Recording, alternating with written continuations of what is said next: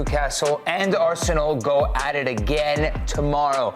St. James Park at 3 p.m. on our air. Paramount Plus has your coverage starting at 2 p.m. Eastern. And on that note, we welcome in Jacob Murphy, a man who was very important in that win. Jacob, you all right? Yeah, I'm great. How are you guys? Nice. Not too bad. All right. How are you guys feeling heading into the second leg? We've got to be confident. You know, we've taken a 2-goal lead into the second leg. You know, Arsenal, top side, great players throughout their squad. We know it's going to be a super difficult game, but yeah, we're in the semi-finals for a reason and we have to be confident. But you've had a personal milestone. You reached 200 club appearances for Newcastle. You get the goal at the weekend. So just in this season and as a whole, how have things at the club changed as a whole, and especially for you as a player? Because I think you're playing the football of your life right now. Yeah, I'm doing okay at the moment. No, I've got a lot more minutes this season. And yeah, no, we've built really good partnerships throughout the squad.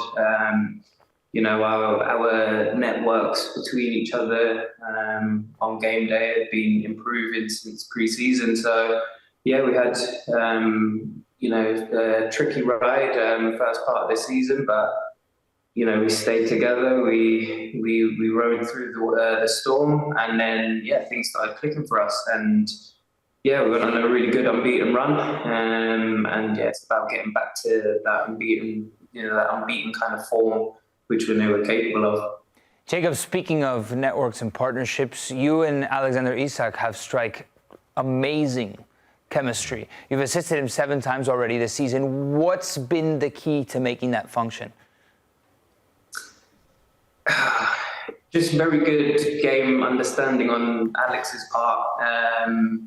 Yeah, he just he knows where I want to put the ball, and you know, when I get into certain situations, I'm looking to hit certain areas, and you know, he's just living in that area. So you know, if we can already do half the job in being in the correct situations, it's then just down to the execution of the final ball and the finish. And yeah, you know, we've struck up a great partnership, and we need to keep doing that. And throughout the squad, I think, you know, there's a lot of really good networks and communications and passing lines and stuff. So yeah, every day's a learning day. We have to keep on making them stronger and better.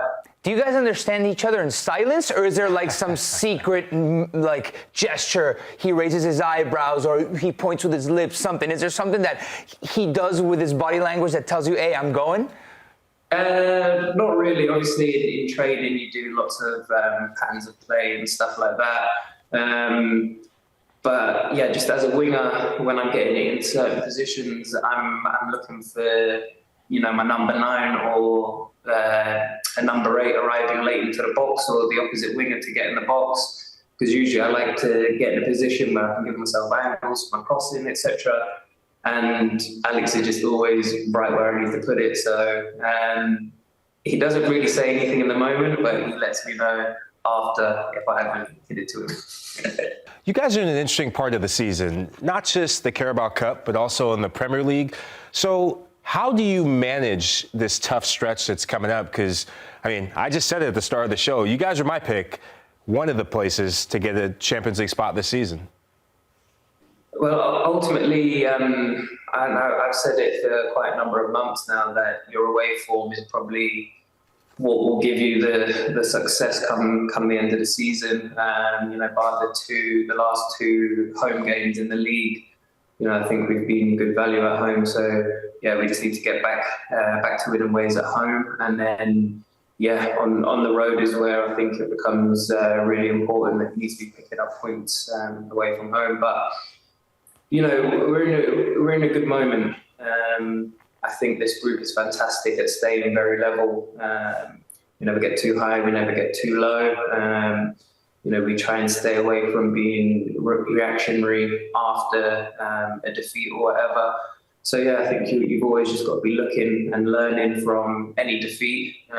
So you know, you're in a better situation if you're in that situation another time. Jacob, the Prem is relentless. Everybody talks about the fixtures around the festivities, right? Boxing Day, New Year's, it's so jam-packed. You guys actually came out of that reinforced. Those 7 wins on the bounce were pretty impressive, but it doesn't stop. It feels like there's a hump that you got to get over in those match days. But now all of a sudden, you mentioned it, you guys have lost the last 2 games at home. What's it like with the mentality after having such a good run of form to then getting back on the horse and winning games, especially when it comes to knockout stage football like you've got in the Carabao Cup and then this weekend in the FA Cup? But we just have to get back into the form that we was in there, you know. There's solutions, and there's solutions that can, get us up and running, and, start churning out a string of results like we had done around the Christmas period. But the league is super fierce this time around. I think we're 2 points from 4th and then 3 points from 8th, I think. I'm not 100% sure on that, but it just shows how tight European spots are this season. So yeah, you've got 8 to 10 to 12 really good teams now this season, all competing for the same spot. So we know that we've got to be on the ball because, a lot of teams are showing up really well at the moment. Jacob, one player that I think our Serie A fans will definitely remember from his time at Milan and a teammate of yours now at Newcastle, Sandro Tonali. I mean, the season really changed personally for me seeing tactically when he dropped in that deep-lying playmaker position and your team just took off like this. He's been through a rough patch early on in his career, but he's come back stronger. How have you seen him develop at this time at Newcastle United? Because he's been outstanding this campaign. I can't praise Sandro enough. He's been unbelievable since he's come back in and playing 6. I think he's helped to unlock the potential in this team. We then managed to move Bruno a bit higher up on the pitch. But he's awesome. He covers every blade of grass. He's really quick, super strong, aggressive in the duel. He finds wonderful pockets to get into and to start dictating play for us. So yeah, no, it's nice and it's actually reassuring that you can turn around and he just got his long hair chilling in the 6 that he's gonna be looking after you. Jacob, we can't talk about Newcastle without talking about your manager, Eddie Howe. He's been sensational this time at Newcastle, getting you guys back in the Champions League and making you guys a top 4 contender once again. What sort of impact has he had on you personally, both as a player and as a human being during your time at the club? He's been amazing. I think you could ask this question to all 25 in the squad and, there won't be one negative comment and it would just be sheer brilliance is all we can speak on Eddie Howe's name.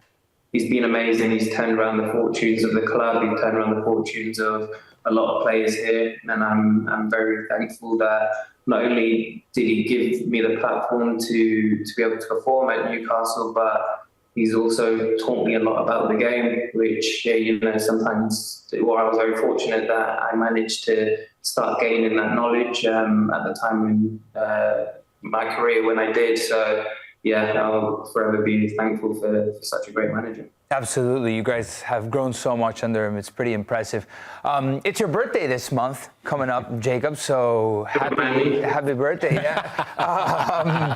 Listen, but I don't know if too many people know you've got a twin, Josh, that plays for Portsmouth. That's pretty impressive. Did you ever imagine, maybe might be a question for your parents, but that you guys would be playing professional football, both of you guys into your 30s, having stellar careers like you've had? I think for me and Josh, this is always what we thought was going to happen. I hope my parents think that as well. They used to drive us here, there, and everywhere when we were young boys. But yeah, it was always what we wanted to do. Every evening after school, going home. Fortunately, our parents would let us skip homework so we could go out in the garden and practice our week of foot and stuff like that.